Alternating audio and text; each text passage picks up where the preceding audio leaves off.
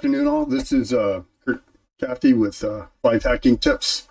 Today, I want to cover malware development and basically do a review of Sector 7 Institute and their Malware Development Essentials class, and also show how basically you can leverage this to get into Windows side client attack and malware development. Basically, if you look at a lot of people that have a big hesitancy towards getting into malware development, it's because it kind of comes with I don't know. It just for some people, to me, it sounds radical because simply because you can develop malware or find ways to inject DLLs or libraries or processes into existing executables, and it's a great client-side attack. Let me share my screen with you. So here's a slide for it. So I took the Malware Development Essentials, and then the Malware Development Intermediate, and then the Windows Evasion, all three of those classes. Today I'm just going to cover Malware Development Essentials and why it's such a good first step into the whole subject of Windows, Microsoft Foundation classes, Win32, C programming. All of the code that comes with the class runs as is. So I'm pretty much going to go ahead and give my review, and I'm just going to say it's a good, out of 5 stars, it's a good 4.75, if not 5. Simply because the 0.25 that I'm accounting for is the fact that the virtual box system keeps on shutting down like after an hour, and that's a Microsoft licensing thing. That's nothing against Sector 7. But what I did do was, I'm going to jump down, is I discovered that if you install Commando VM, you pretty much get all the tools that you'll need. There might be an exception, like PE Bear may not be in Commando VM.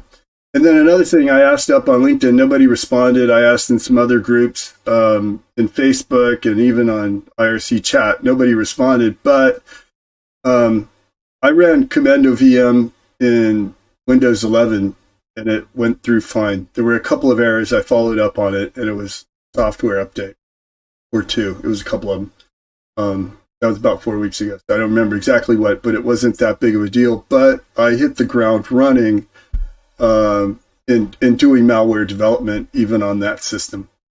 Things that are introduced in the class, in the Malware Development Essentials class, there's various tools, but basically Process Hacker. I don't know if you've ever seen that before, but that is basically a tool. It's basically a tool. I have it displayed here on the right side of my screen. And it's a tool that, it's like Task Manager, except it provides a lot more detail. And you can go into like a process. Let me go into Firefox here. And it breaks down, like if you want to look at the DLLs that are running in there, if you look at modules. Also, you can look at memory. So if you run something, you get like a memory response when you're trying to debug something. You can see where it's getting injected and that kind of thing. I don't know why I wrote reviews there, but basically it's Red Team. The title of the course is Red Team Operator, and then Malware Development Essentials course. It's $199, and it's well worth it. Even just the code templates are worth it. But the videos that come with it and the support that comes with it are also well worth it. And it's ongoing. It's not just a period of time. He does updates to it, or they do updates to it. Who should take the course? People who are interested in malware development for Windows or Windows client attack side, or even endpoint attack side in general, not just client. You really need to know how to read C. So I bounce in and out of C throughout my life, and I'm comfortable with it. So that's why I kind of stepped into this. But that being said, I always keep around not good, but some kind of C reference, because things do change.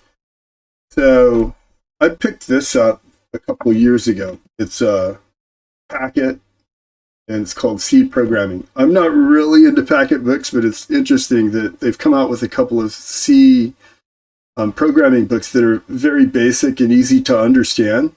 When you've got something, and it's also pretty comprehensive. So when you've got something even a little deeper, this one explains it pretty well. And then on another side, like if you want to get into like network programming and creating bots, and then like what to do with the network or the network side when you're actually writing malware. This is another one. It's Network Programming with C. It's Packet. It's by Louis Van Winkle. And then the C programming, Learn C Programming, is actually by Jeffrey Zuhay. Szuhay.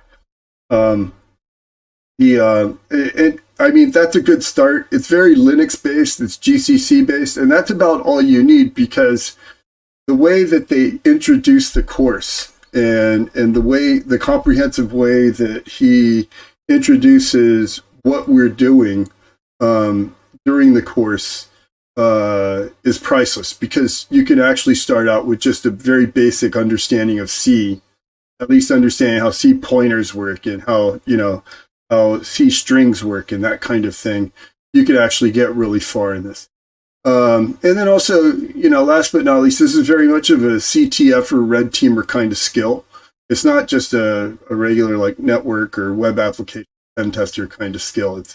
It's a little deeper into the internals of a target system. And in this case, it's very Windows focused, but yet the code is in C. The calls, they're MSC, C++ calls and that kind of thing. But the very basic code presented is as C as it can be. I'll put it that way. And let me show you, for example. So toward the end of the course, there was a project. So you had to combine a couple of things. Let me go ahead. Sorry, I didn't bring that back up, but.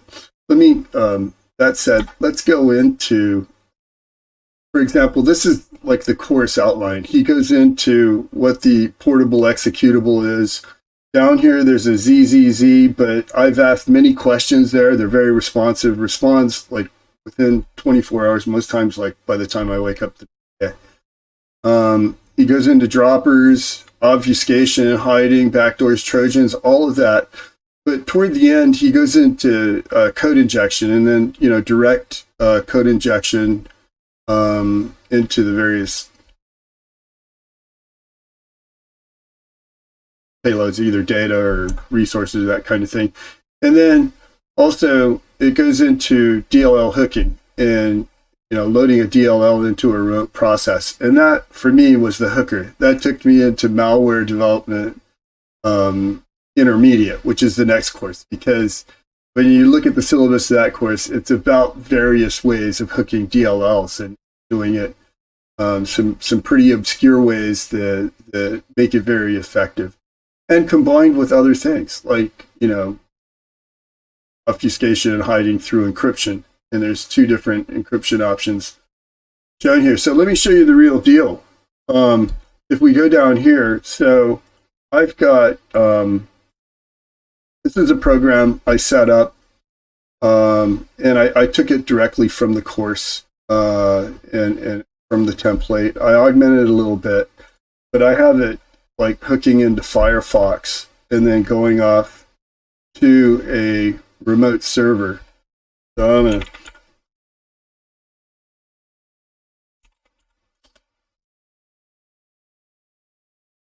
that's the remote server that's listening right now. I have it listening on port 8080, and it's one out there on the internet. It's public. It's a listener that I have Metasploit running on. And then I'm going to go in here and go dir. So what I've done is I've already compiled. You can see here it's compile dll.bat. Well, just go ahead and do it just for completeness. So there it compiles.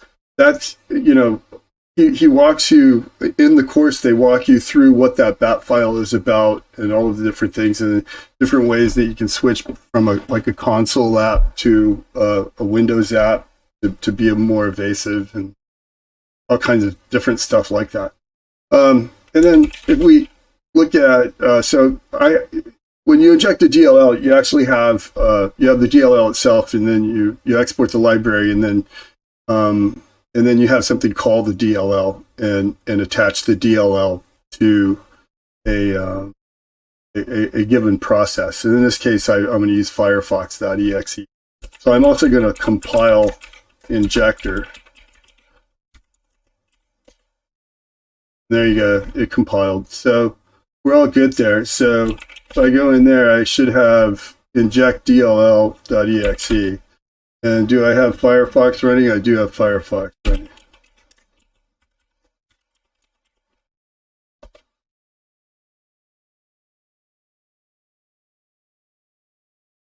I'm sorry, this is probably set up for Notepad. That was right, I couldn't get it running on Firefox.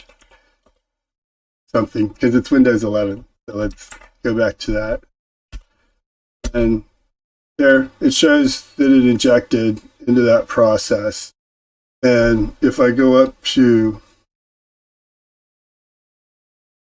here, you can see that it's already loaded onto my local stage from meterpreter. If I say get UID, yeah, so that's the same as my laptop down here. I'm connected across the internet. And one thing I want to add to that is basically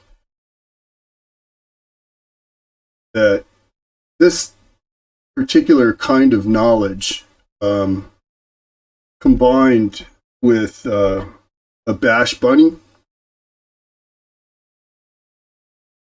or a rubber ducky.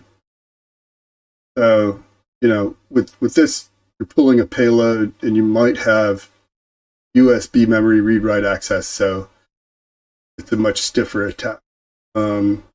Versus with this, you can actually put the payload in the memory card and have PowerShell just pull it some way, or PowerShell, because this is basically you're using the keyboard interface. So try and have PowerShell pull the payload off of the internet if that's possible.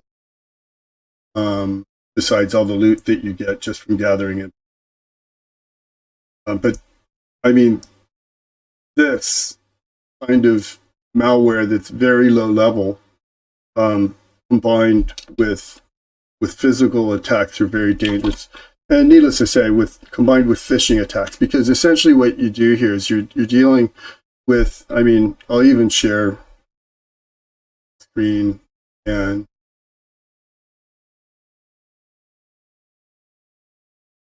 I mean, if you look at Notepad, you can see that the code is very minimal.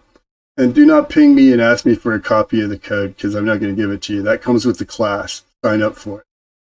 I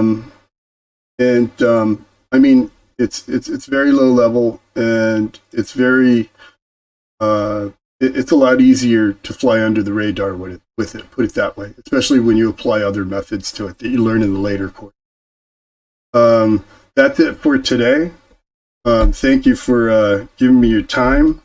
Subscribe, like, and most of all, yeah, keep the suggestions coming and keep the support coming. I appreciate it. Have a good day.